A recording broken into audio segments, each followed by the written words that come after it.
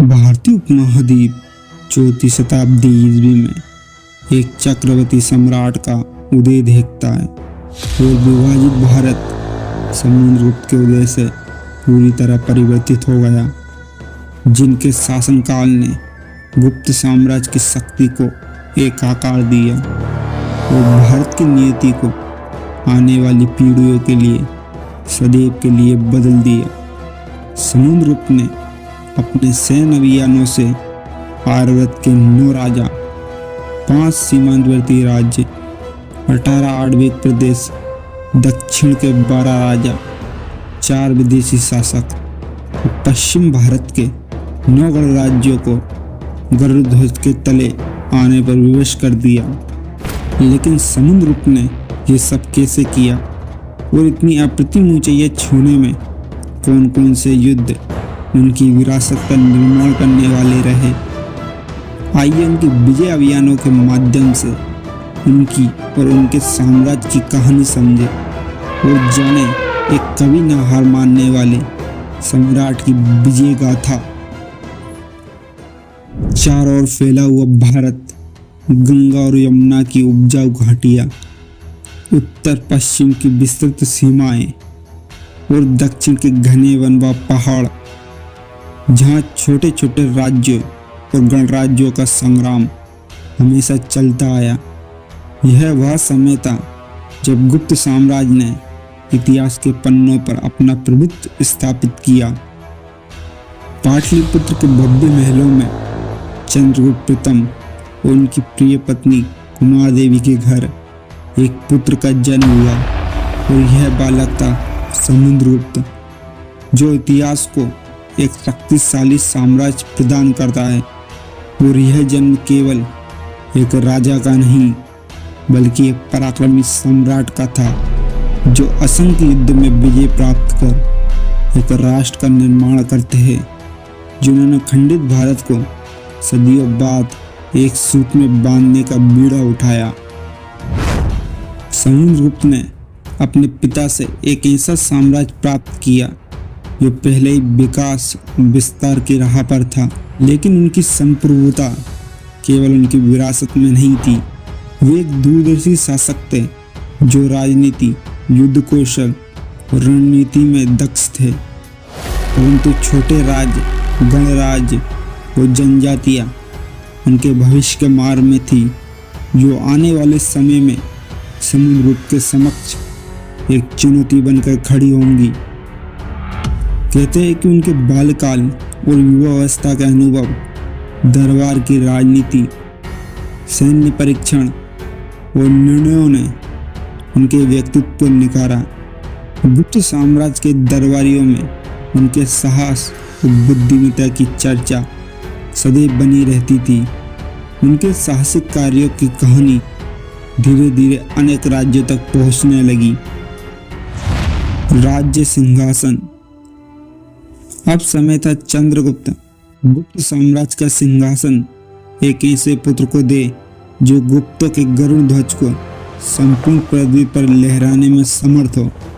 वो पराक्रमी समुद्रगुप्त से बेहतर विकल्प चंद्रगुप्त के पास नहीं था, परंतु चंद्रगुप्त के अनेक पुत्र थे, जिनमें काचगुप्त ज्येष्ठ था, जो सिंहासन पर विराजमान होने को आतुर था।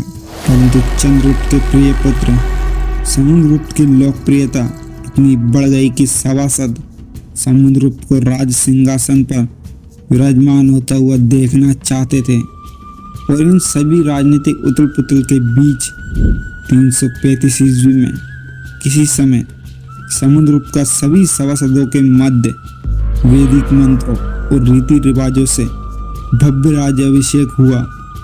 परंतु चंद्रगुप्त के इस फैसले से काच और अन्य भाइयों में विद्रोह की भावना उत्पन्न हो गई, जो भविष्य में समुद्रगुप्त की विजय यात्रा में रुकावट पैदा करेंगी। जब एक पराक्रमी राजा सिंहासन पर बैठता है तो वहां अपनी सीमाओं को पार करने के लिए हमेशा तैयार रहता है। और इस समय उत्तर भारत में छोटे छोटे गणराज्य, राजतंत्र विभाजित थे। समुद्रगुप्त के भीतर यह दृढ़ निश्चय था कि इन विभाजनों को समाप्त कर उत्तर भारत को एक विशाल, संगठित और शक्तिशाली साम्राज्य के अधीन लाना है। समुद्रगुप्त ने पहले ही अपने दरबारियों, राजाओं और गणराज्यों के बीच अपनी प्रतिष्ठा स्थापित कर ली थी। यह प्रतिष्ठा बाद में उन्हें उत्तर भारत में अपनी शक्ति स्थापित करने और अपने पहले उत्तरीय अभियान को अजेय बनाने में मदद करेगी, क्योंकि उनकी सीमाएं पहले ही मगध, प्रयाग, साकेत और गंगा के मैदानों को छूती हुई अपने ननिहाल नेपाल तक फैली हुई थी। उत्तर भारत आर्यवर्त अब अपने अनेक राज्यों और गणराज्यों में बटा हुआ था। हर राजा अपनी सीमाओं के भीतर स्वयं को सर्वोच्च मानता था, परंतु पाटलिपुत्र में समुद्रगुप्त का राज्याभिषेक पूर्ण हो चुका था। प्रयाग प्रशस्ति हमें बताती है कि समुद्रगुप्त ने अपने उत्तरीय अभियान में 9 आर्यवर्त के राजाओं को पराजित किया, जिनमें शामिल थे रुद्रदेव, मातिल, नागदत्त, चंद्रवर्मन, गणपति नाग, नागसेन, अच्युत, नंदिन और बलवर्मन। ये सभी शासक गंगा यमुना के मैदान से लेकर उत्तर और बंगाल के विभिन्न हिस्सों पर शासन करते थे। ये समुद्रगुप्त का पहला बड़ा अभियान था, जिसने उत्तर भारत की राजनीतिक संरचना को पूरी तरह बदल दिया। रुद्रदेव और बलवर्मन। समुद्रगुप्त के नेतृत्व में गुप्त सेना ने पाटलिपुत्र से कूच किया। अपनी सीमाओं से लगे हुए क्षेत्रों से निकलते ही उनका सामना सर्वप्रथम कौशाम्बी क्षेत्र के 2 प्रमुख राजाओं से हुआ, रुद्रदेव और बलवर्मन। ये दोनों कौशाम्बी क्षेत्र में प्रबल शासक थे, जिनके आगे नागवंशीय राजाओं का गढ़ था। इन दोनों के साम्राज्य समुद्र के घोड़ों की टापों और हाथियों के पैरों तले रोन दिए गए और उनके राज्यों को अपने साम्राज्य में विलय कर लिया गया। भरशिमनाग और विंध्यावती का शत्रुभंजा। समुद्रगुप्त की सेना अब उस साम्राज्य से युद्ध करने पहुंची जो प्राचीन समय से भगवान शिव की आराधना करते आए थे। उनकी 2 प्रमुख शाखाएं थी। पुराणों की माने तो गुप्तों के उदय से पूर्व पद्मावती में 9 और मथुरा में 7 नागवंशी शासक राज्य कर चुके थे। पद्मावती के शासक भारशिव कहलाते थे, जिन्होंने शिवलिंग को अपने कंधों पर धारण कर लिया था। इस वंश का प्रतापी राजा भवनाग अपनी संप्रभुता दिखाते हुए गंगा किनारे सबसे ज्यादा 10 अश्वमेध यज्ञ करता है। इधर अपनी शाही ताकत दिखाते हुए विंध्यावती के नागवंश के राजा शत्रुभंजा के नेतृत्व में नाग शाखाओं ने शक, मरुण और कुषाण साम्राज्यों के विरुद्ध युद्ध लड़ा। उनकी जीत से वे मध्य से पूर्वी भारत तक अपना साम्राज्य स्थापित करने में सफल रहे और इस तरह नागों द्वारा इतिहास में आई क्षेत्र मथुरा, पद्मावती, कांतिपुर, विदिशा और विंध्यावती तक साम्राज्य विस्तार किए। लेकिन उनकी सत्ता को जल्द ही गुप्तों की बढ़ती ताकत ने चुनौती दी।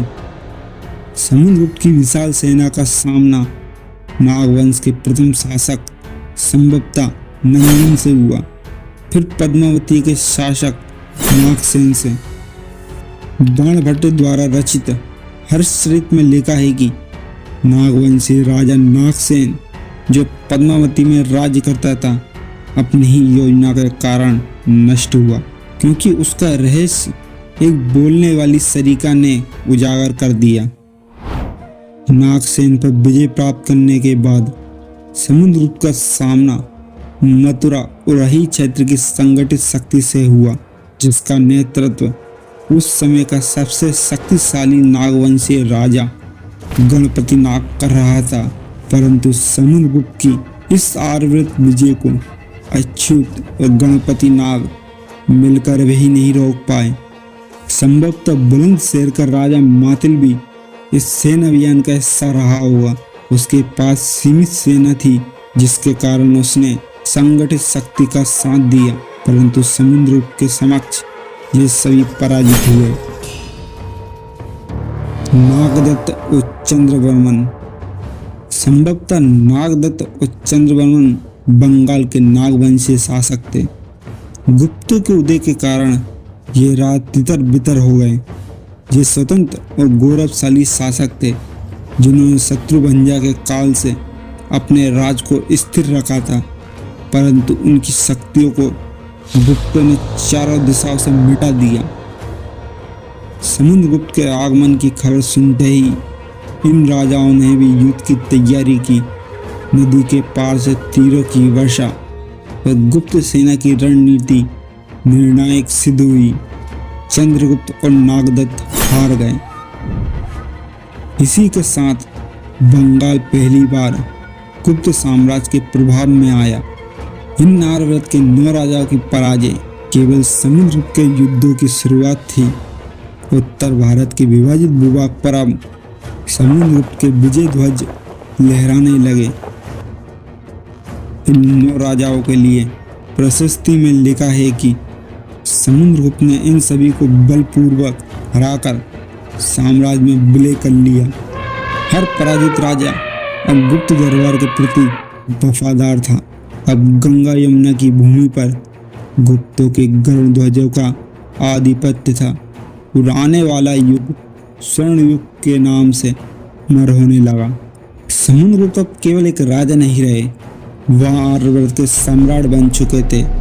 उनकी तलवार ने उत्तर भारत को झुका दिया और उनकी दृष्टि अब दक्षिण की ओर उठ चुकी थी।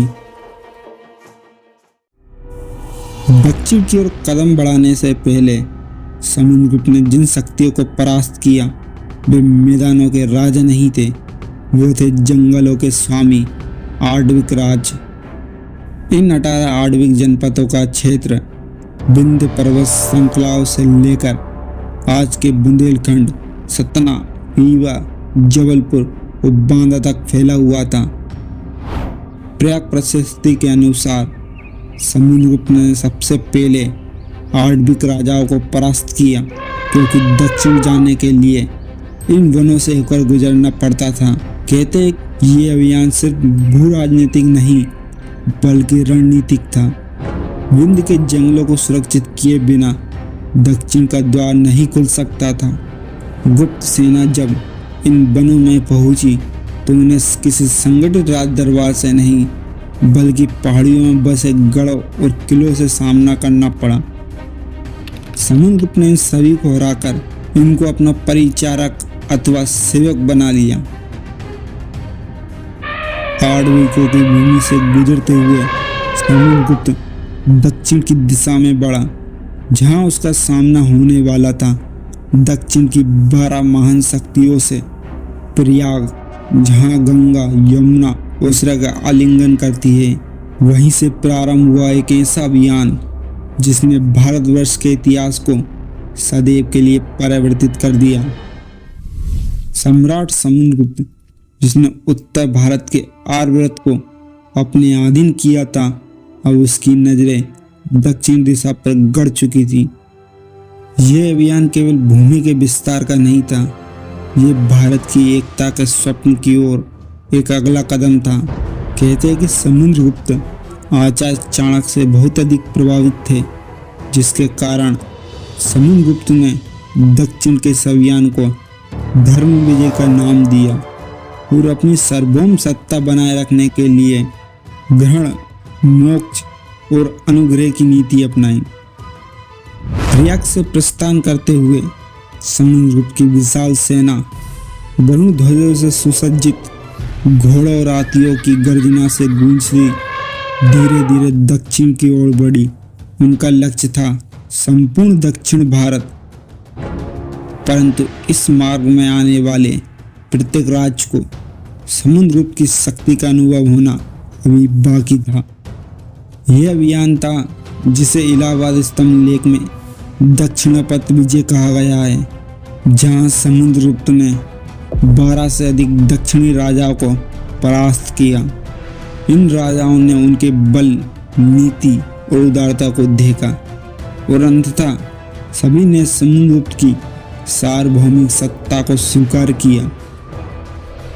इन सभी दक्षिण के राजाओं पर समुद्रगुप्त ने धीरे धीरे विजय प्राप्त की, जिनमें शामिल है कौशल का महेंद्र, महाकांतर का व्यागराज, कोट्टूर का स्वामीदत्त, हिरण्यपल का दमन, देवराष्ट्र का कुबेर, पिष्टपुर का महेंद्रगिरी, अभिमुक्त का नीलराज, बेंगी का हस्तिवर्मन, कुरल का मठराज, कुस्तलपुर का धनंजय, पलक का उग्रसेन और कांची का विष्णुगोप।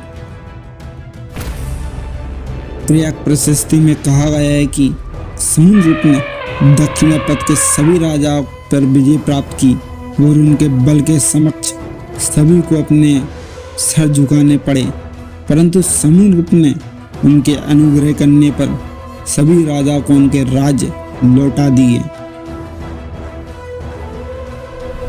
संभवतः समुद्रगुप्त को अपनी विजय यात्रा कांचीपुरम में ही रोकनी पड़ी, क्योंकि उन्हें समाचार मिला हुआ कि उनके बड़े भाई काचगुप्त ने समुद्रगुप्त के अनुपस्थिति का लाभ उठाकर अपने अन्य भाइयों समेत गणपति नाम, अच्युत और नागसेन के साथ मिलकर विद्रोह कर दिया।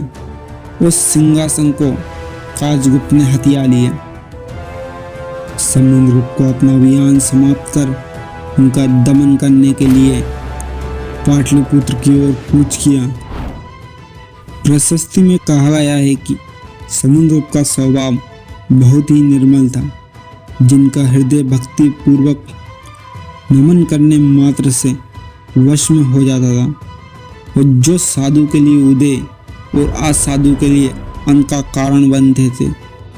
इस बार क्रोधित समुद्रगुप्त ने विद्रोही भाइयों सहित गणपति नाग, अच्युत और नागसेन को राज्यों सहित उखाड़ फेंका। संभवतः इसका साथ देने वाले कोतकुल के राजा को भी समुद्रगुप्त की सेना द्वारा बंदी बना लिया गया। संभवतः ये युद्ध इतना भीषण था कि संपूर्ण भारत पर इसका असर हुआ। इसी समय समुद्रगुप्त ने शायद प्रयाग को अपनी दूसरी राजधानी बनाई होगी। समुद्रगुप्त द्वारा आर्यव्रत, आण्विक और दक्षिण पर विजय प्राप्ति से उनकी कीर्ति अत्यधिक बढ़ गई और अब गणराज्य, सीमांतवर्ती राज्य और विदेशी शासकों को अपनी सीमाओं की चिंता सताने लगी।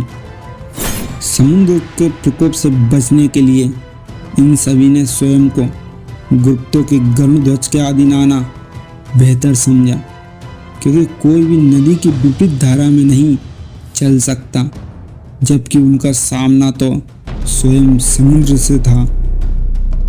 इलाहाबाद स्तंभ लेख में उल्लेख किया गया है कि कई सीमांतवर्ती राज्यों और जनजाति गणराज्यों के शासकों ने समुद्रगुप्त को कर अर्पित किया, उनके आदेशों का पालन किया और उनके समक्ष आज्ञा पालन की शपथ ली।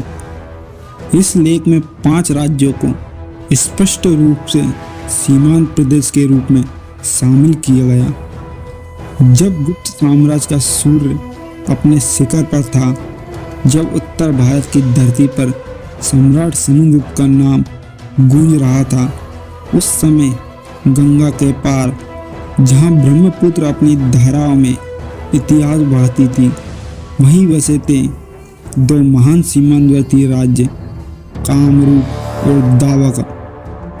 ये थे प्रयाग ज्योतिषपुर के क्षेत्र, वहाँ भूमि जहाँ पर्वत, नदियाँ और बादलों से घिरी घाटियाँ थी, जहाँ आज का उत्तर पूर्व भारत अपनी प्राचीन स्वरूप में सांस लेता था।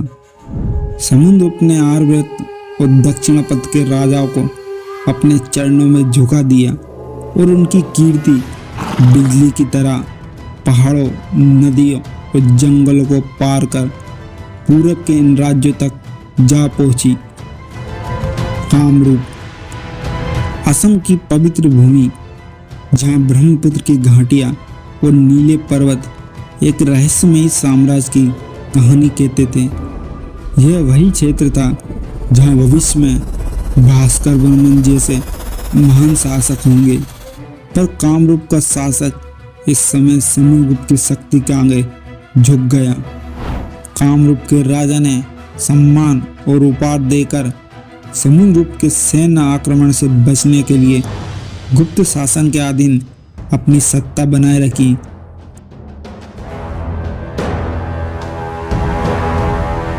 दावक में तिब्बत वर्मी जनजातियां रहती थी, जिन्होंने समुद्रगुप्त की अधीनता स्वीकार की।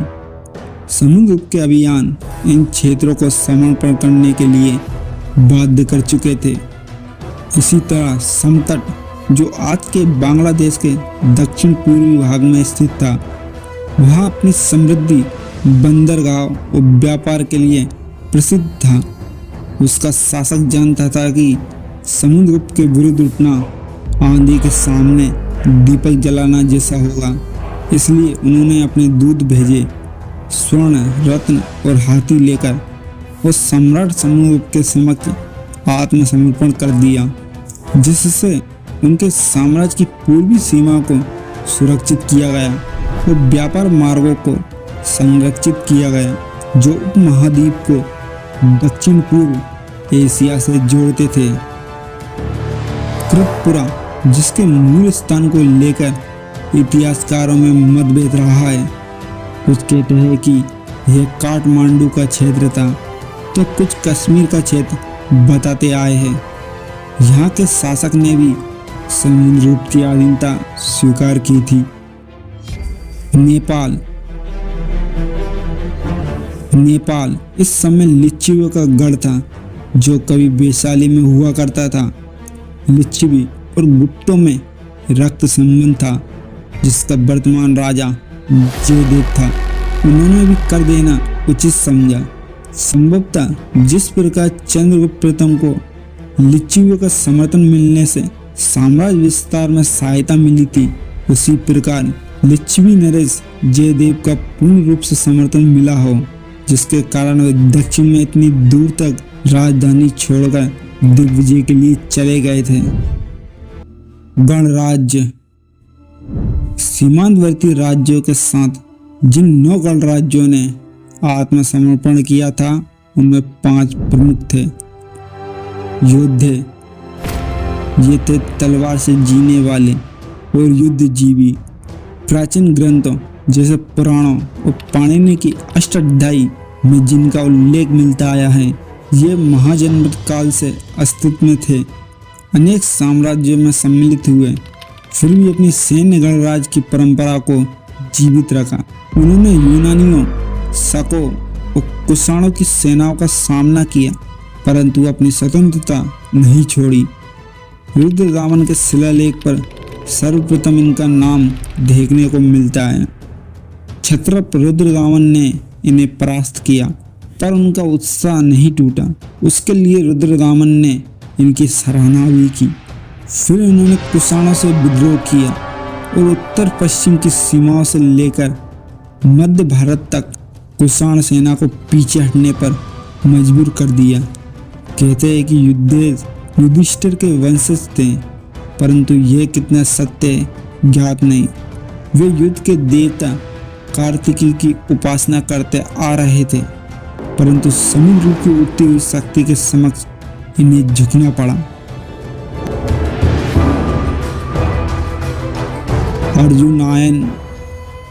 अर्जुनायन योद्धों के समान प्रतापी गणराज्य थे। इनका आरंभ भी महाजनपद काल से हुआ।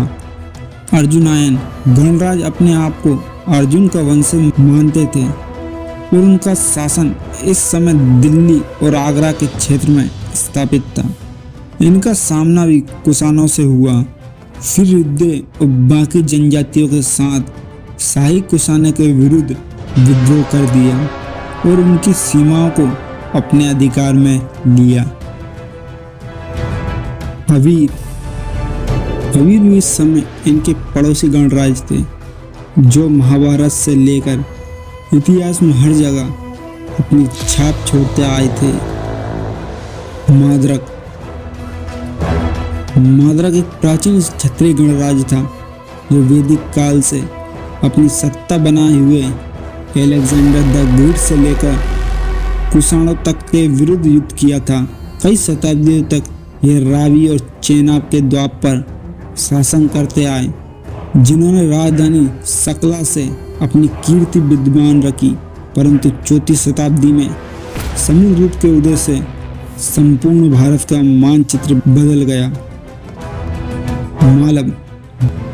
मालव गणराज्य का प्राचीन भारत में महत्वपूर्ण स्थान है।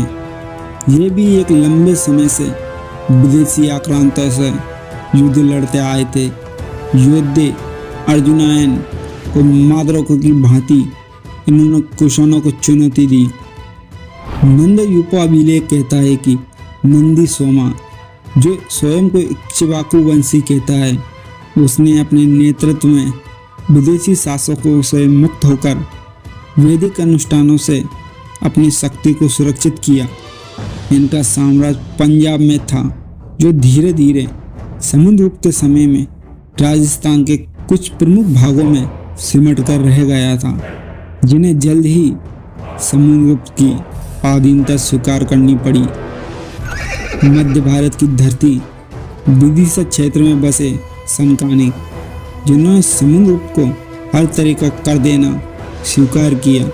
पुत्र चंद्रगुप्त के सामंत के रूप में कार्य कर रहे संकानिक नरेश ने अपने दादा छगला और पिता विष्णुदास महाराज का जिक्र किया, जिन्होंने उदयगिरी की गुफाओं में मंदिरों का दान दिया। खरपरी, जो दमोह में राज करते आ रहे थे, उसी समय में काक जनपद का उल्लेख महाभारत में भी मिलता है, जो अब इतिहास की धूल में हो चुका एक वीर गणराज्य जिसका शासन सांची में था। होटिल के अर्थशास्त्र में एक और जनजाति का नाम देखने को मिलता है और वह है प्रजुनाय।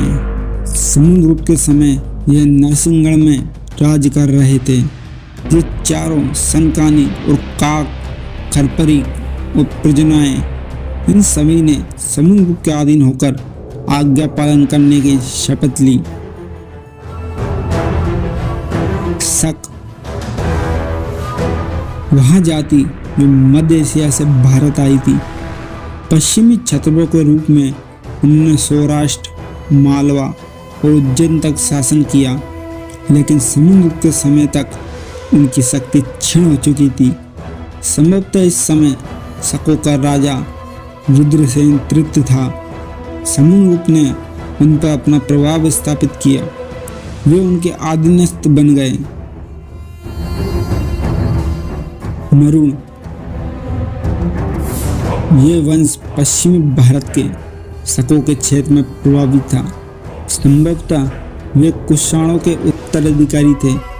वे भी समुद्रगुप्त की सत्ता के सामने झुक गए और उनकी प्रशस्ति में शक मरुण का उल्लेख इसी अधीनता के प्रतीक के रूप में हुआ। इतिहासकारों में मतभेद रहा है कि ये एक प्राचीन भारतीय गणराज्य था, जबकि अन्य कहते हैं कि यह एक विदेशी जनजाति थी जो समय के साथ भारतीय उपमहाद्वीप में फैल गए थे। 351 ईस्वी में एक अजीब सी घटना घटती है।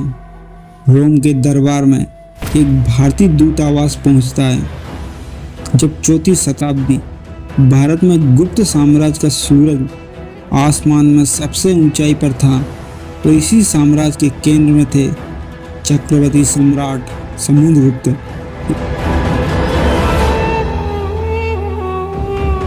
इस समय पश्चिम में रोम और ससानी साम्राज्य के बीच युद्ध की ज्वालाएं भड़क रही थी। शाहपुर द्वितीय ससानी सम्राट, जिसकी सेना रोम के विरुद्ध युद्ध लड़ रही थी, और उसका साम्राज्य पश्चिम भारत से लेकर मेसोपोटामिया तक फैला था। यही वह समय था जब एक रोमन इतिहासकार लिखता है, 351 ईस्वी में भारत से आए एक दूतावास ने रोम के सम्राट से भेंट की। इतिहासकारों का मानना है कि यह समुद्रगुप्त की एक कूटनीतिक रणनीति थी जिससे ससानियन सम्राट शाहपुरदीद को उलझाया जा सके, क्योंकि पूर्व से गुप्त साम्राज्य, उत्तर पश्चिम में किदाराइट्स और पश्चिम में रोम, तीनों की नज़र ससानी शक्ति को रोकने पर थी।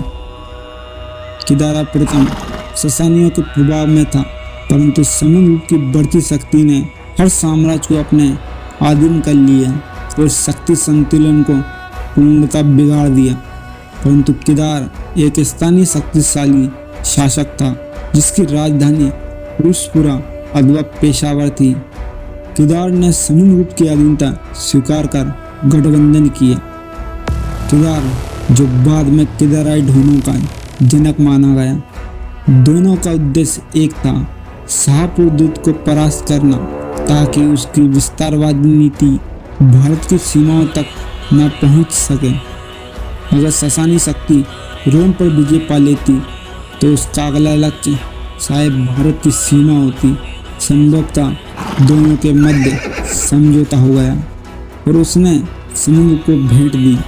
प्रशस्ति में संभवतः किदाराइट्स को देवपुत्र और ससानियों को शानुशाही से संबोधित किया गया, पर यह कितना सत्य है इसका अनुमान किसी को नहीं। इन साम्राज्यों की अस्थिरता किस प्रकार बाधित हुई थी, इसका एक ठोस प्रमाण हमें कालिदास के ऐतिहासिक ग्रंथ रघुवंशम में संघर्ष की झलक के रूप में देखने को मिलता है। रघुवंशम में रघु के विजय अभियानों का वर्णन है। त्रिकुट की पहाड़ियों से लेकर दक्कन तक, फिर परिशकों, हुणों और कम्बोजों तक के युद्ध। ये वही ससानी, हुण उत्तर पश्चिमी जनजातियां थी जिनसे समुद्रगुप्त ने कभी संघर्ष किया था। इन सभी विदेशी राज्यों ने समुद्रगुप्त की अधीनता स्वीकार की और गरुड़ मुद्राएं अपने राज्य में चलाने को बाधित हुए। इस प्रकार समुद्रगुप्त ने विदेशी शासकों पर अपना आधिपत्य स्थापित कर साम्राज्य की सीमाएं सुरक्षित की। इलाहाबाद स्तंभ लेख में वर्णन मिलता है कि सिंघलद्वीप के राजा मेघवर्ण ने उपहार आदि देकर समुद्रगुप्त से अनुमति मांगी कि वहां बोध गया में एक मठ विहार बनवा सके। सिंघलद्वीप आज का लंका है, जिसकी राजधानी अनुराधापुरम थी। मेघवर्ण को समुद्रगुप्त ने न केवल अनुमति दी बल्कि राजकीय आदेश जारी किया कि बौद्ध भिक्षुओं को यात्रा और निवास में कोई बाधा न हो। यह घटना धार्मिक दृष्टि से अत्यधिक महत्वपूर्ण थी। समुद्रगुप्त का प्रभाव अब समुद्र पार तक पहुंच चुका था। लंका, मयाला, सुदूर स्वर्ण भूमि, आधुनिक थाईलैंड और म्यांमार तक गुप्त साम्राज्य की ख्याति फैल चुकी थी। अब समुद्रगुप्त की सीमाएं उत्तर पश्चिम में, यहाँ पहले शक, मरण और कुषाण सीमा पर डेरा जमाए थे, वे समुद्रगुप्त के अधीनस्थ होकर कर देने को बाधित हुए। अब उन राज्यों पर गुप्तों के गरुड़ ध्वजा लहरा रही थी। गंगा और यमुना की घाटियों से लेकर नर्मदा तक, विंध्याचल से लेकर दक्षिण में कांचीपुरम तक और पूर्व में ब्रह्मपुत्र नदी सम्राट समुद्रगुप्त की कीर्ति से गूंजती थी।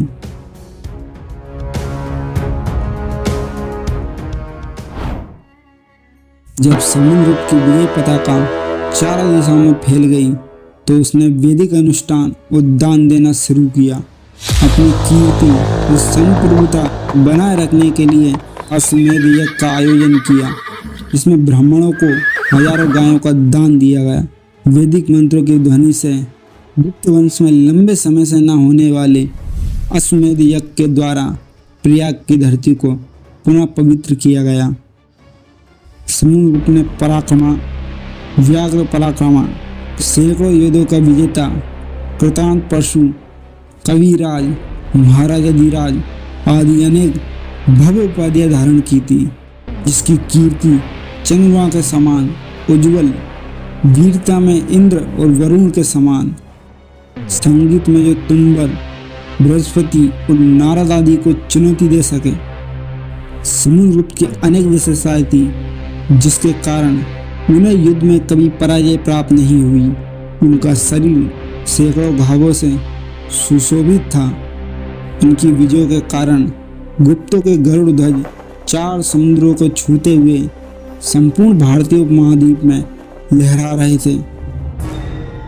फिर समुद्रगुप्त ने विवाह किया दत्ता देवी से, जिनसे उन्हें 2 पुत्र प्राप्त हुए और विशाल साम्राज्य का वारिस चुना गया रामगुप्त को, जिसके कृत्य ने साम्राज्य की छवि को धूमिल कर उसे अंधकार युग की ओर धकेल दिया था।